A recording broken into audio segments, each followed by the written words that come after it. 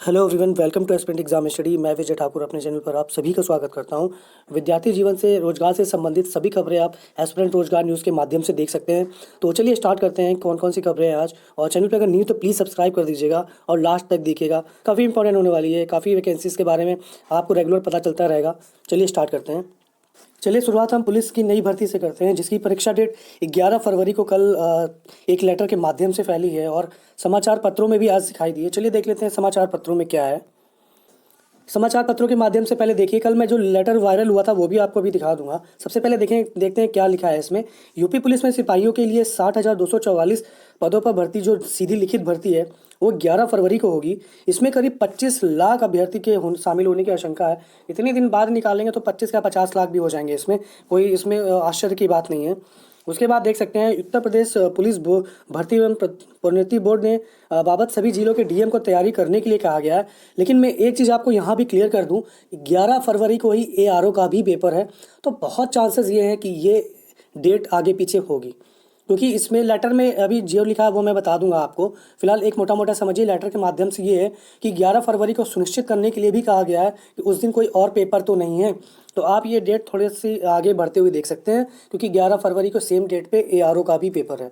तो देख सकते हैं ये। उसके बाद सभी डीएम को सूचना भेजी गई है कि वो तैयारियां करें और परीक्षा केंद्रों की सूची शासनादेश के मुताबिक आगे की कार्रवाई के लिए कहा गया है। चलिए वो लेटर देख लेते हैं।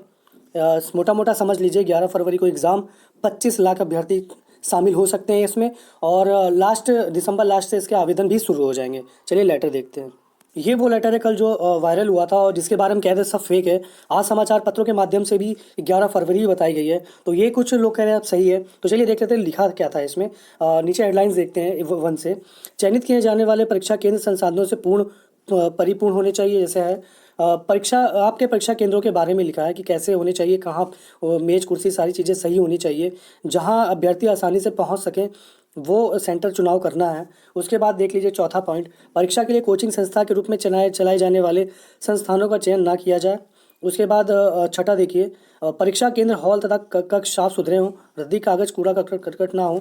उसके बाद आपके लिए जो देखने वाली बात है 8 नंबर है, 8वां नंबर देखिए, यह भी सुनिश्चित किया जाए कि आरक्षित नागरिक पुलिस की सीधी भर्ती जो 23-24 की लिखित परीक्षा की प्रस्तावित तिथि है 11/2, आपके लिए इंपॉर्टेंट है ये वाला पॉइंट, 2 को उक्त परीक्षा किसी भी अन्य परीक्षा हेतु आबद्ध तो नहीं है। तो वही मैं कह रहा हूँ कि एआरओ की परीक्षा भी 11 को है और इसकी परीक्षा भी 11 फरवरी को ही डिसाइड की गई है।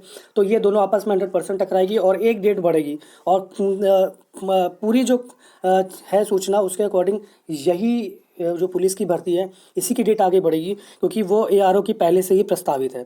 तो आपकी जो डेट बढ़ने की संभावना ज़्यादा है वो पुलिस की ही है, क्योंकि अभी एग्ज़ाम होने वाला है, अभी इसे आवेदन भी शुरू नहीं हुए हैं। तो ये डेट आगे बढ़ सकती है। तो 11 फरवरी से कुछ आगे बढ़ता हुआ आप देखेंगे। 11 फरवरी को फिलहाल ये परीक्षा नहीं होगी, क्योंकि 8वें नंबर पे क्लियर लिखा हुआ है कि किस परीक्षा केंद्र किसी भी अन्य परीक्षा हेतु आबद्ध तो नहीं है, इसीलिए बता रहा हूँ मैं। और कई स्टूडेंट इसमें ऐसे होंगे जो एआरओ भी देंगे और पुलिस भी देंगे, तो एक ही दिन बहुत मुश्किल हो जाती है। तो ये चेंज होगी। चलिए नेक्स्ट न्यूज़ देखते हैं। नेक्स्ट न्यूज़ हमारी 69,000 भर्ती से है, जो कि यूपी में एक गले की हड्डी बन गई है। ना सरकार निगल रही है ना उगल रही है। उसमें जो घोटाला हुआ था, आरक्षण घोटाला, उसी को लेके 19,000 अभ्यर्थी सुप्रीम कोर्ट जाने के चक्कर में है। चलिए न्यूज़ देखते हैं क्या है।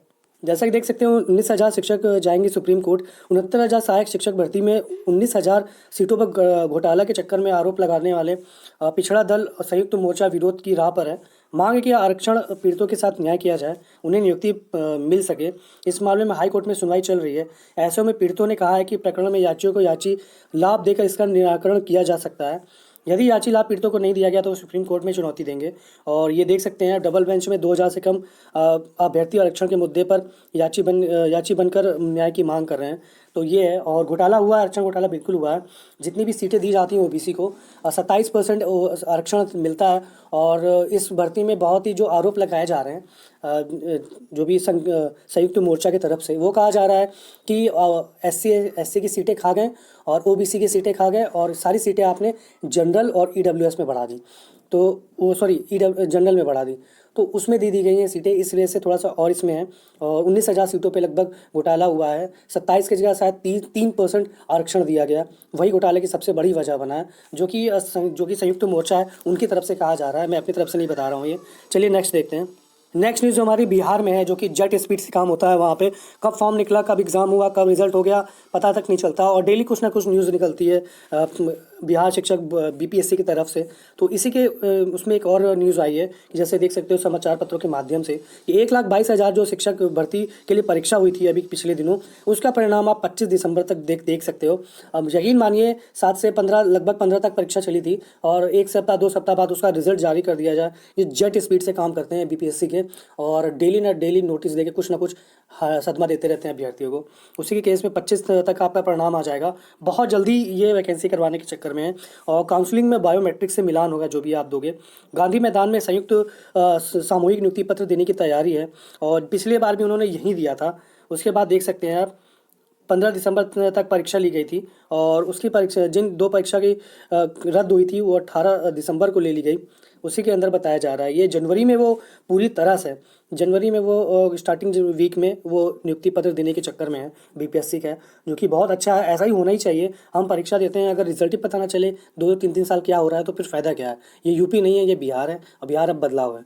चलिए नेक्स्ट देखते हैं। अगली खबर हमारी मानव संपदा पोर्टल से है। जो भी राज्य के कर्मी हैं उनके वेतन अब मानव संपदा पोर्टल के माध्यम से ही मिलेगा, तो अपनी जानकारी उसमें अपडेट कर दीजिए जाके।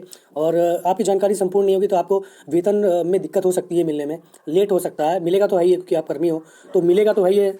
लेकिन आप अगर राज्य कर्मी हो के भी अगर आपने मानव संपदा पोर्टल से अपनी जानकारी शेयर नहीं की है एक एक चीज़ें, तो आपको दिक्कत हो सकती है। जैसे देख सकते हैं राज्य सरकार ने दिसंबर का वेतन मानव संपदा पोर्टल से देना अनिवार्य कर दिया है।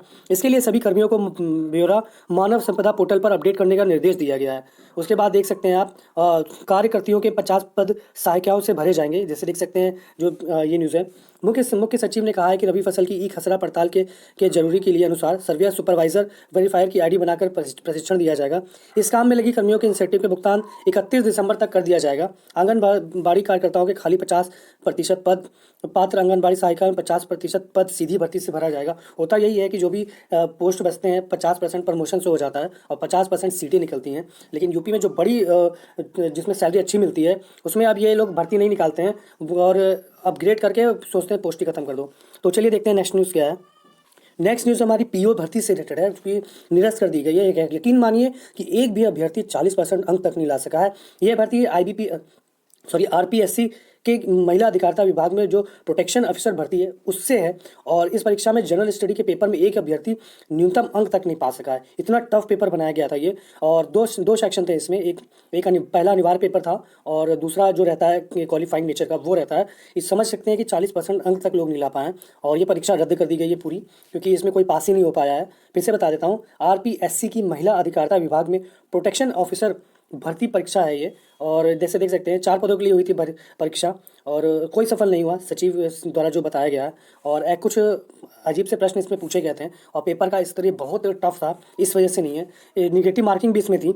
150 में केवल 2 ही प्रश्न डिलीट हुए। कम से कम 40 अंक लाना इसमें अनिवार्य था और 148 प्रश्नों पर ही इनका आकलन किया गया। कुल अंक 300 नंबर का था।